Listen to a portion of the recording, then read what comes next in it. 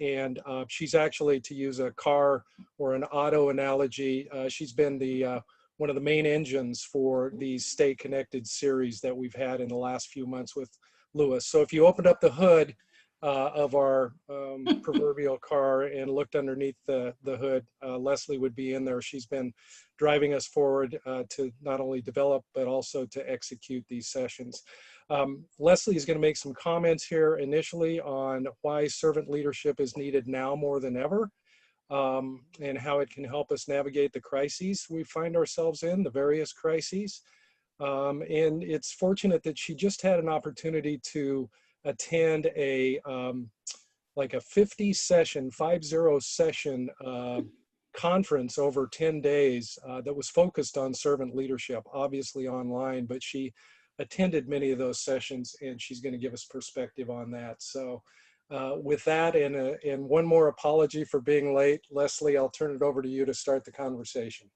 Yeah, no worries, Rock. Technical challenges get the best of us, so not a problem at all. Thank you for that very nice introduction. And I would say right back at you for being a driving force with this series as well, and a wonderful host and facilitator. So as Rock mentioned, the aim of our conversation today is really to think about one style of leadership, that being servant leadership, that could apply to our changing organizations, maybe today more than ever, given the COVID pandemic and some of the changes that we all are witnessing in how we get our work done.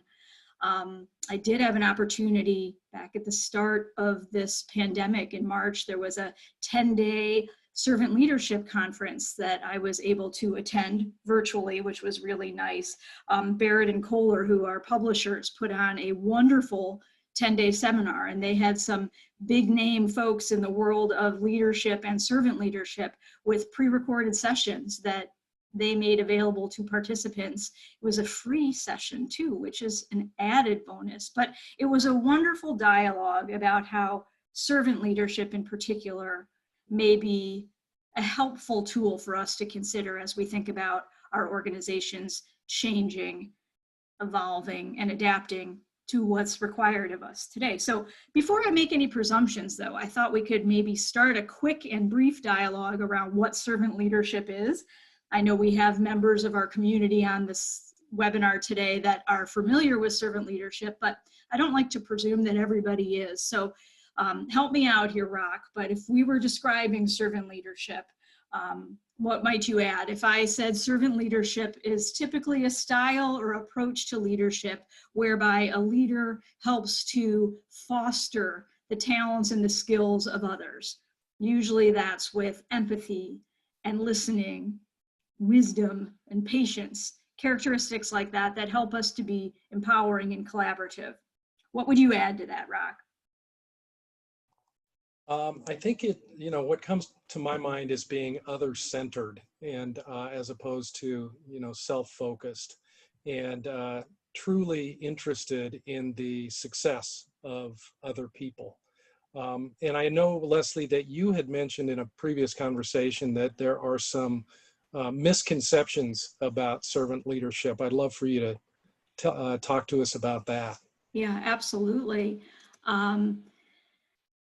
One of the interesting things that came about at the conference I attended, and I think just in broader dialogue around servant leadership, is that the word servant is sometimes a conversation ender for some people, if you will. So if you're not versed in the language of leadership and this isn't what you study all day, sometimes the word servant can be misperceived. And so that was really interesting to hear at this conference, people talking about, we want to be careful when we're talking about servant leadership that we take a minute to define it, which is why I was hoping to start our conversation by doing just that. Sometimes people make assumptions that a servant is subservient or a servant is a negative connotation. It was interesting, just as an anecdotal piece of information, I once had somebody tell me a story about how one of their colleagues received some feedback on a performance review. And that performance review said, you sure have the makings of a servant leader, right? Intended to be a compliment to the individual. But that individual wasn't familiar with the notion of servant leadership, and they took offense to it. And they thought, my boss is telling me I'm their servant? So it is really important that we start the conversation with an understanding, reframe this idea of what servant leadership is. It's, as you said, kind of a guide or a coach where we're thinking about leadership and servant leadership in the context of developing those skills in other, and ultimately to bring out the best in people, which I think will relate to a couple other key pointers and takeaways that we have for today's conversation. I know that, from my perspective, in my first few roles as a leader many, many years ago, I felt the compulsion to act like a leader and to do, and to act out the role. And part of that was to have a lot of the answers and to know everything. And that really runs counter, doesn't it, to some of the servant leadership philosophies and approaches related to it? I think so, absolutely. And I'd love to hear from people in the chat if you're willing to share some of your experiences with your, I guess, your relationships with leaders, or you as a leader being able to demonstrate some of these characteristics. But to answer your question, Rock, I really do. I think that as you pointed out so clearly in the beginning of this dialogue, servant leaders aren't really focusing on themselves. The aim and the focus is really on helping others. So sometimes it's the best servant leaders. They're like the invisible background, right? They're building you up. They're helping you, feel confident, empowering you to do things, and you might not realize until you get to the end of a task, like, hey, I did that. And that's the goal, is that you feel comfortable and confident that you achieved something. And that servant leader was just kind of quietly, perhaps in the corner, giving you the guidance and the, confidence to carry on. Yeah, so maybe we can ask for a little participation here on the chat. Curious what folks think about the concept of servant leadership and the connotations, positive and negative. What comes to mind when you hear that term? Let's see what folks think.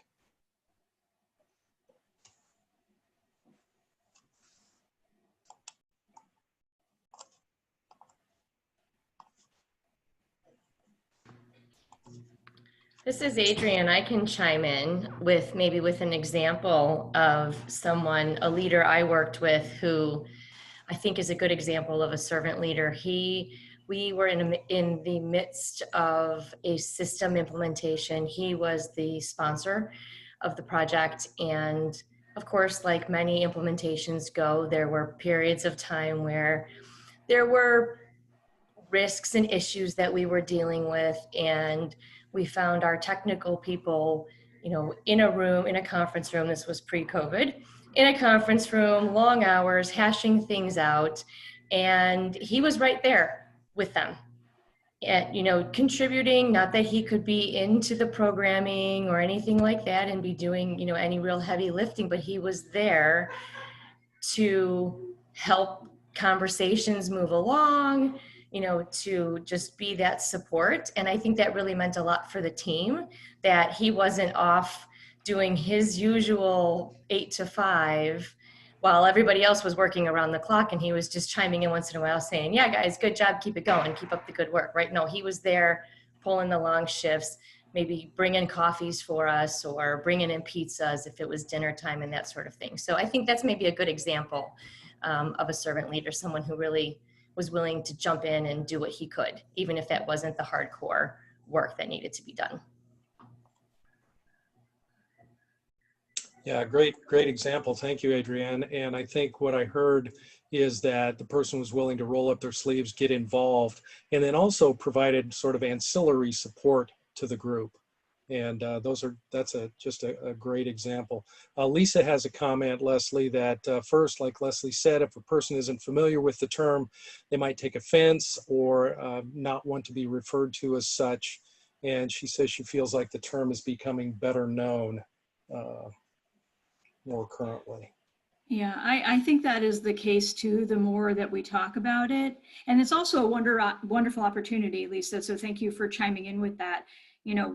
Sometimes we focus on the naming convention of a particular style or approach to leadership. But oftentimes we know that there's not a one size fits all answer. There's different approaches, different styles of leadership. So I think many people are trying to be less focused on the nomenclature, like the naming of the actual approach. But we do need to be very mindful of the connotation that servant can bring. And so you'll hear other types of leadership discussed, value-based leadership, super leadership, lots of other approaches that have kind of swayed from the term servant. But at the same time, Lisa, to your point, I think there is more general knowledge around servant leadership as being a positive and reinforcing approach. So thank you for bringing that up. It's a wonderful point. Hey, here's a comment from Joe. I view a servant leader as one who's willing to coach and develop an employee to be a productive member and potentially future leader of the organization. I think that's a great comment because, you know, sometimes I think you can focus on getting the job done as a servant leader, but really the broader, deeper the meaning of it is, as Greenleaf pointed out, is to build a better organization and make people their very best. Absolutely. And that is truly what this conversation is about. Now more than ever, our organizations are relying on us to be partners with each other, with senior leaders, no matter our role. You know, servant leadership obviously includes the word leadership in there, but I think we can be self-leaders as well. And so whatever role we hold, it's bringing the best of ourselves and bringing the best to help others, so that we are ultimately creating the best organizations. I mean, it's really a building block. Adelina makes an interesting comment about an organization she worked for. Adelina, can you come off mute and tell us about that? You indicate in the chat that the core values of the organization were related to servant leadership. And it sounds like that was actually lived in the organization? Yeah, so it's currently one of our core values. Thanks for inviting me into chat. Yeah, so we have core values in our organization. I work for Christian Brothers Services, and you may be familiar with them. So one of our core values is servant leader, and it was the first time I've ever heard of being a servant leader. So as we were taught what the definition of that meant and what it ties to our LaSallian mission as an organization, it was very clear to me, you know, what the point of a servant leader is and what the job of a servant leader is. And all of us, you know, each and every one of us are servant leaders at Christian Brothers. Oh, that is awesome to hear. Thanks for sharing that. You're very welcome. Lisa has a great comment, Leslie. I was given a servant leader award. And to be honest, I had no idea as to how those two words could be used together. So I think that's pretty good. And I think reflective of the idea that, you know, it can be a little bit confusing. Leslie, what a great example too, because if somebody's going to the effort to give an award and reward performance, it would be nice that people knew what it is they were being rewarded for. Yeah. So that might, I might have to keep that in my stories of anecdotes as well, because it really reinforces our need to clearly define what we're talking about and why it's important. And I do think when we look at the landscape of organizational life today, we see some pretty big differences in how organizations exist today, complicated as they are right now, trying to deal with changing work patterns, guidelines and mandates from, you know, government, health organizations, et cetera. Keeping all that into consideration, we're really looking at some very different ways that organizations move and operate as compared to many years ago. And so there is really a place for servant leadership, but we do need to understand what it is. And Mike reminds us that in the chat that, you know, it's up to leaders to not just say sometimes, or excuse me, you know, how can I support you? But sometimes he says, I want that leader to say, this is where we're headed. So it really is kind of a balance there. Thank you, Mike.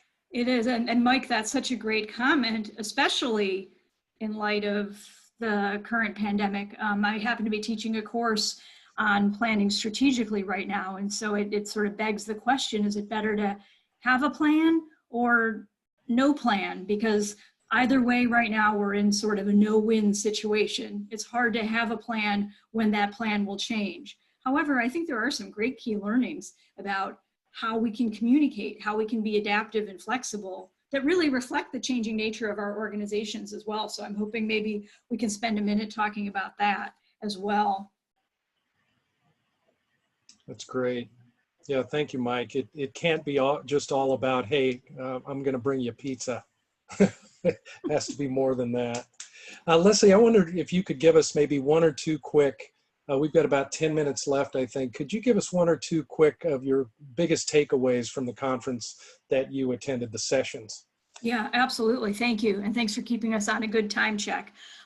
There are a couple things that I thought were really interesting, and I alluded just now to one of them. And it's not new news, but the way that it was presented at this conference was really helpful. It was really framing leadership under a new paradigm. So under an old paradigm of leadership, if we think back to maybe how our parents or our grandparents may have faced a work environment, we saw typically a very layered, bureaucratic organization where those in a leadership role were more likely to give the orders, employees more likely to accept those orders, but there wasn't a great deal of sharing, collaboration, or empowerment.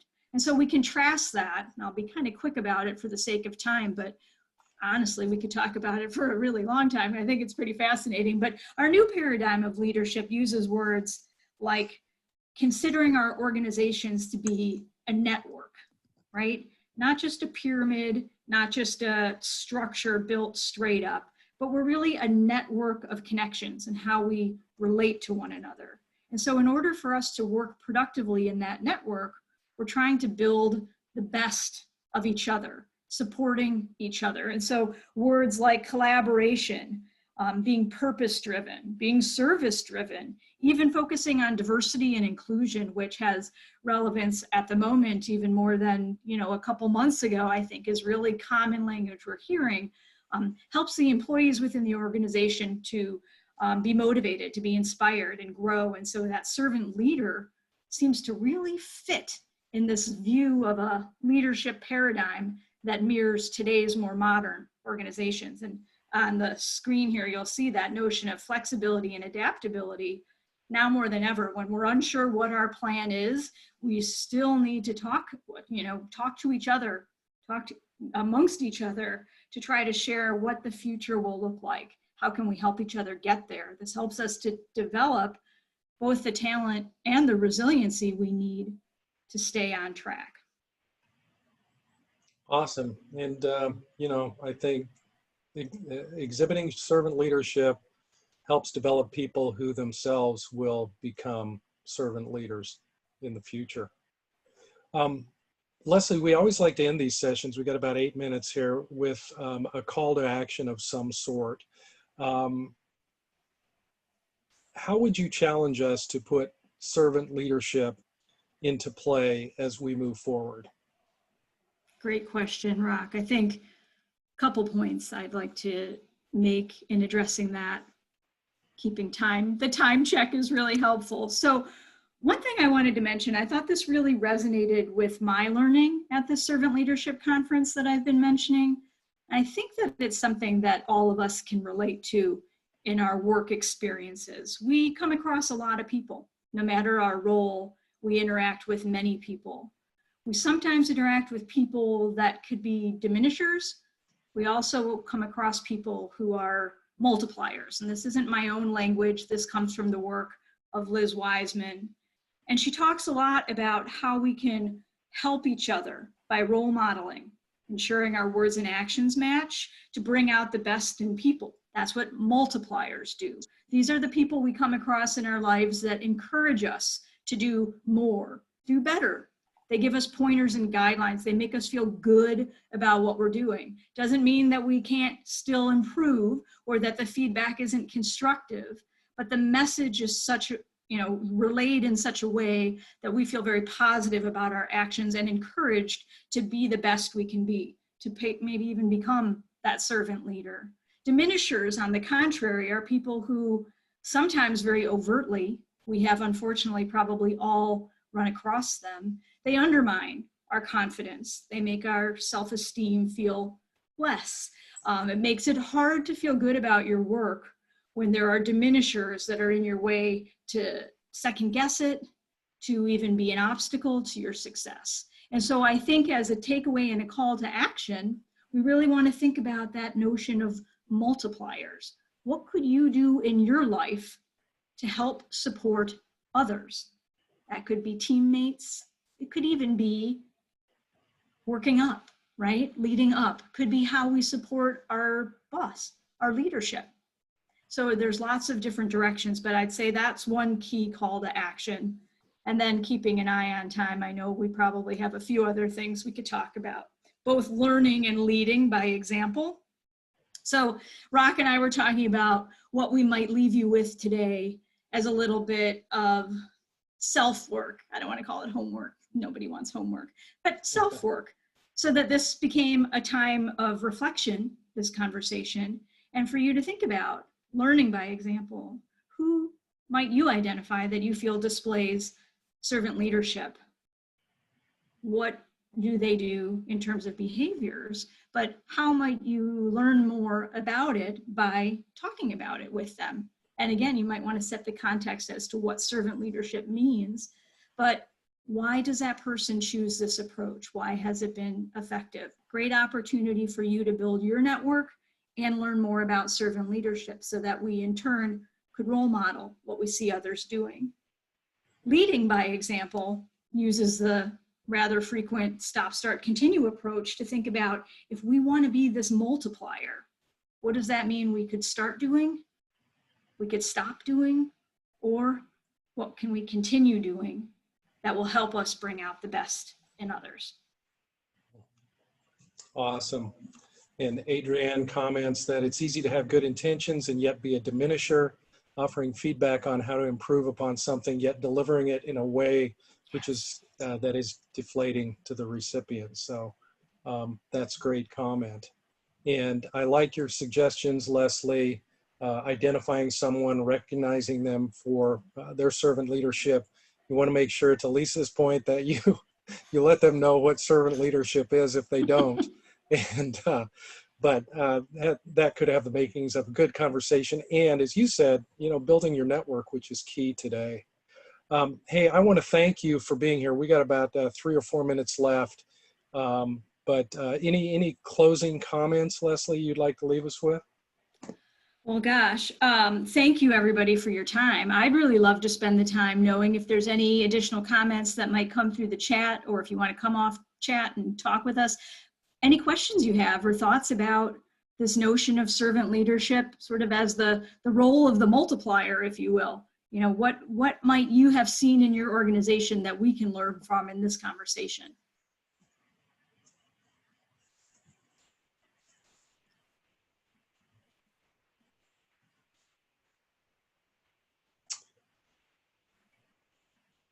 So Mike indicates outstanding material, such power in only 30 minutes. I think that if we can provide 1 or 2 tidbits in 30 minutes, ideas, concepts for you to think about, this is a success, certainly along with the calls to action. So hearing no additional feedback, Leslie, I want to thank you again, thank our attendees for coming, and thank Lewis and your department for continuing to put these on.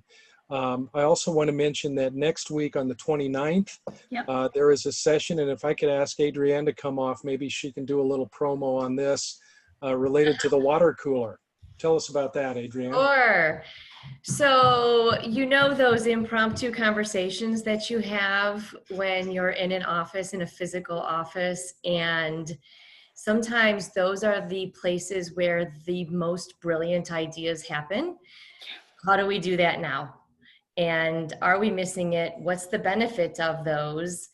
And can we create that as peers, as managers, as leaders in organizations, as now so much of the workforce is continuing to work remotely? What are we losing in not having that capability as easily as possible for those impromptu conversations? So Marie and I have some ideas, but we can't wait to hear from others and just talk and collaborate about what all that means to miss the water cooler and how can we try to get it back, even though there's technology in our way now. That is terrific, It is, Adrienne. Adrienne. I can't wait. And Yeah. I've heard that from so many people. It's those side conversations that we have in the workplace where we get the work done. You know, we're in meetings, which is great for the planning, but when it comes to the real doing, sometimes it's those side conversations. So we're really excited for next week. Thank you for that great sneak Can't wait. preview. Also want to let everybody know Lewis University is trying so hard to support our students to come back in the fall. We have a COVID-19 emergency fund, and if anybody is able or willing, we're asking for contributions to be made in lieu of any kind of payment for the Stay Connected series or anything like that. But if you have the capability of contributing, we wanted to put it out there as a way to help support the university. And other than that, as Rock said, just a big thank you for carving a half hour out of your day to be with us. The conversation is quick, but as Rock said, if we just have one or two little tidbits that we can leave everybody with that gets us thinking about creating a more positive workplace, about being the best we can be, it's kind of nice just to have those little moments of time in the day to reflect on. So thank you for being with us and letting one of those reflective moments be with us today. Yeah, thanks, Leslie. You folks have a great Wednesday. Make it a great Wednesday, as one of my servant leaders used to tell me. Make it a great day. Thanks a bunch.